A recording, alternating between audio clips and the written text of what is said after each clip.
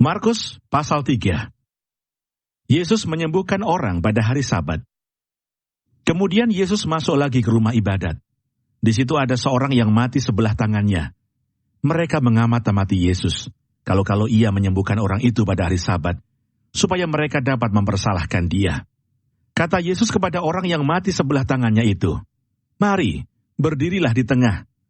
Kemudian katanya kepada mereka, "Manakah yang diperbolehkan pada hari Sabat, berbuat baik atau berbuat jahat, menyelamatkan nyawa orang atau membunuh orang?" Tetapi mereka itu diam saja. Ia berduka cita karena kedekilan mereka, dan dengan marah ia memandang sekelilingnya kepada mereka. Lalu ia berkata kepada orang itu, "Ulurkanlah tanganmu." Dan ia mengulurkannya, maka sembuhlah tangannya itu. Lalu keluarlah orang-orang Farisi, dan segera bersekongkol dengan orang-orang Herodian untuk membunuh dia.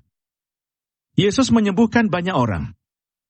Kemudian Yesus dengan murid-muridnya menyingkir ke danau, dan banyak orang dari Galilea mengikutinya. Juga dari Yudea, dari Yerusalem, dari Idumea, dari seberang Yordan, dan dari daerah Tirus dan Sidon, datang banyak orang kepadanya. Sesudah mereka mendengar segala yang dilakukannya, ia menyuruh murid-muridnya menyediakan sebuah perahu baginya, karena orang banyak itu, supaya mereka jangan sampai menghimpitnya. Sebab ia menyembuhkan banyak orang, sehingga semua penderita penyakit berdesak-desakan kepadanya, hendak menjamahnya. Bila mana roh-roh jahat melihat dia, mereka jatuh tersungkur di hadapannya dan berteriak, "Engkaulah anak Allah." Tetapi ia dengan keras melarang mereka memberitahukan siapa dia. Yesus memanggil ke-12 rasul. Kemudian naiklah Yesus ke atas bukit. Ia memanggil orang-orang yang dikehendakinya, dan mereka pun datang kepadanya. Ia menetapkan 12 orang untuk menyertai dia, dan untuk diutusnya memberitakan Injil, dan diberinya kuasa untuk mengusir setan. Ke-12 orang yang ditetapkan itu ialah Simon yang diberinya nama Petrus, Yakobus anak Zebedeus, dan Yohanes saudara Yakobus.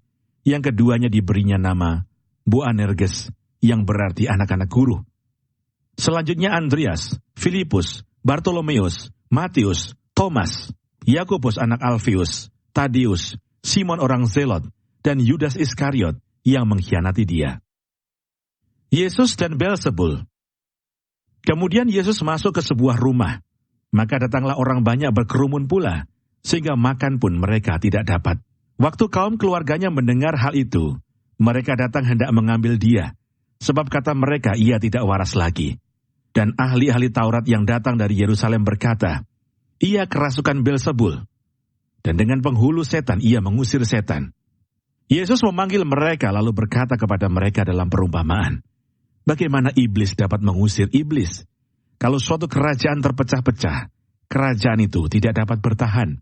Dan jika suatu rumah tangga terpecah-pecah, rumah tangga itu tidak dapat bertahan. Demikianlah juga kalau iblis berontak melawan dirinya sendiri, dan kalau ia terbagi-bagi, ia tidak dapat bertahan, melainkan sudahlah tiba kesudahannya. Tetapi tidak seorang pun dapat memasuki rumah seorang yang kuat untuk merampas harta bendanya, apabila tidak diikatnya dahulu orang kuat itu. Sesudah itu barulah dapat ia merampok rumah itu.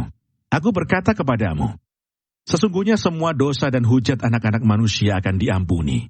Ya, semua hujat yang mereka ucapkan.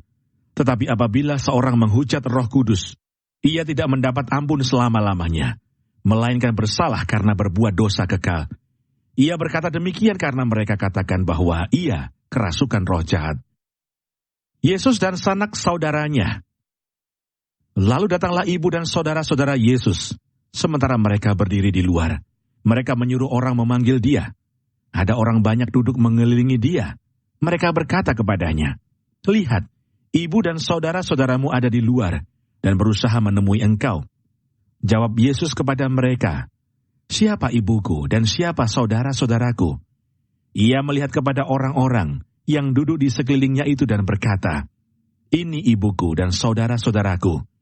Barang siapa melakukan kehendak Allah, dialah saudaraku laki-laki, dialah saudaraku perempuan, dialah ibuku."